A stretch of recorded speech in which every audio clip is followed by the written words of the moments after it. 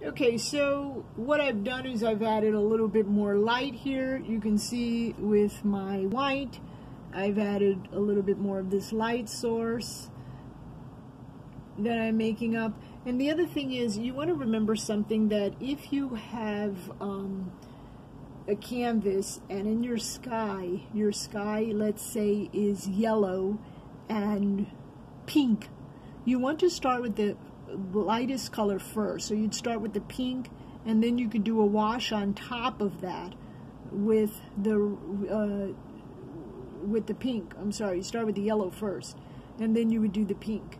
You don't want to do it the opposite way. You always want to do light colors first, because what happens if you put the darker color, which would be pink, and you try to put the yellow on top, when it's dry, you're not going to see it as well. So always start with the light colors first. So again, if your sky was, let's pretend it was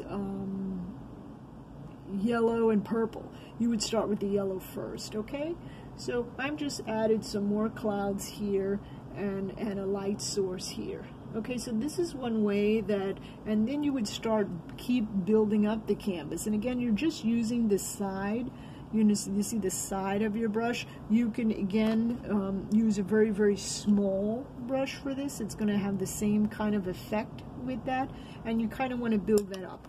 And you do want to have the line back here, this horizon line, a little bit darker. And I'll show you what happens is when we start pushing that line a little bit darker, do you see what happens to the space? It really pushes that space back, okay? You can have some lights in there, and you can always blend. And remember, when you're blending, if you don't like something, you can remove it by putting more paint on top and just dragging your brush. But you want to get into the habit of not putting a lot of pressure on your hands. Start doing it very, very, light in the beginning, and then you can build it up a little bit more. You can put some more clouds here if you wanted, or something like that, okay?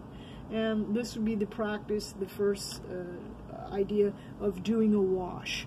Now, then I will show you how to do it the Impressionist way, which is a little bit different.